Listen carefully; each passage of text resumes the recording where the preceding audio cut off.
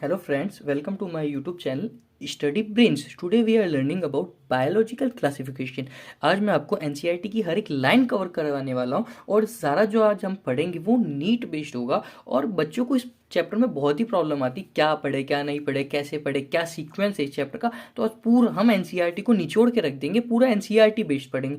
Okay, इसे आप please ignore कर दीजिएगा, ये बच्चों ने कर दिया था।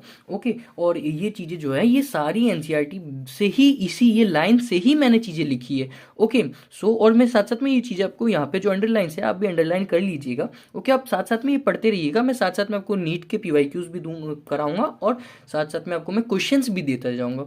Okay, so let's start biological classification. So हमें क्लासिफिकेशन की जरूरत क्यों पड़ी?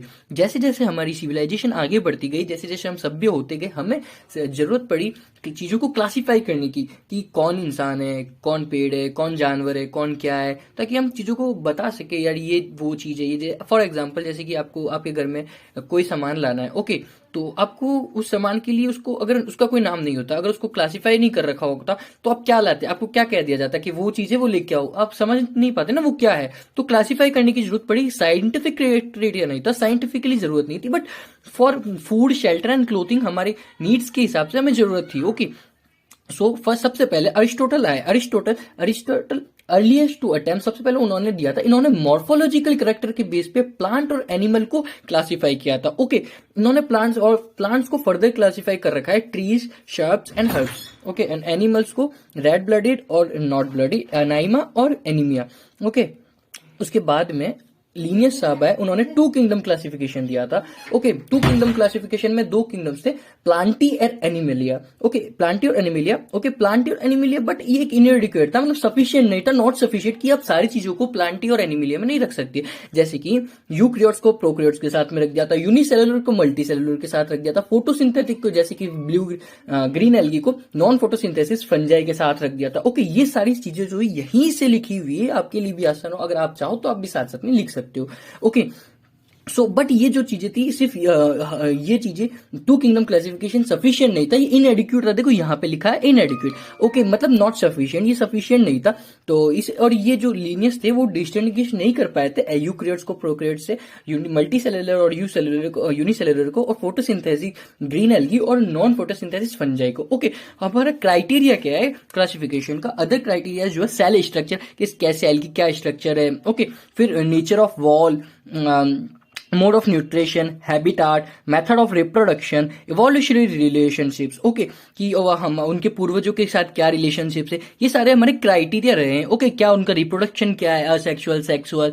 ओके, हैबिटाट क्या है, उन कैसे जगह पे रहते हैं, हैबिटाट उनका, मोड ऑफ न्यूट्रिशन क्या है, सेल का स्ट्रक्चर क्या है, ये सारे क्राइटेरियाज थे चीजों को क्लासिफिकेशन के लिए। ओके, जिससे हमने किंगडम्स दिए, आगे किंगडम्स फर्दर क्लासिफाई किए इन क्राइटेरिया के बेस पे। ओके, उसके बाद में फिर आर एच विटिकर आए 1969 में, जिन्होंने 5 किंगडम क्लासिफिकेशन दिया। ओके, इन्होंने 5 किंगडम क्लासिफिकेशन ऐसे दिया, Monera, Protista, Fungi, Plantae, Animalia, ये 5 किंगडम जो इन्होंने दिए। और ये जो क्राइटेरिया इन्होंने यूज किया वो ये सारा cell structure, body organisation, mode of nutrition, reproduction और फाइलोजेनेटिक रिलेशनशिप्स। ओके, ये सारी चीजें यहीं पे लिखी है, आप पढ़ोगे तो आपको मिलेगा। देखिए, cell structure, nature of wall, mode of nutrition, habitat, method of reproduction, evolutionary relationship. Okay, so उन्होंने आर एच विटेकर ने 1969 में 5 किंगडम क्लासिफिकेशन दिया था, Monera, Protista, Fungi, Plantae, Animalia. Okay, उसके बाद में हमारा 6 किंगडम क्लासिफिकेशन आया था। 6 किंगडम क्लासिफिकेशन में ये 3 डोमेन्स है। ओके, इसमें मोनेरा को मोनेरा के अंदर 2 डोमेन्स है, और रिमेनिंग जो यूक्रियोट्स है, मोनेरा और यूक्रियोट्स, जो मोनेरा है वो प्रोक्रियोट में आता है। ओके, ठीक है, उसकी जो न्यूक्लियस पे वॉल है वो नॉट वेल डिफाइंड वॉल होती है प्रोक्रियोट्स के अंदर। ओके, तो मोनेरा को 2 डोमेन्स में रख दिया था और बाकी सारे को 1 डोमेन में रखा था, रिमेनिंग यूक्रियोट्स। ओके, देन हम एक सेकेंड, फिर आर एच विकर पढ़ते हैं। R H Whittaker 1969 propose the 5 kingdom classification. The kingdom defined him were name Monera, Protista, Fungi, Plantae and Animalia.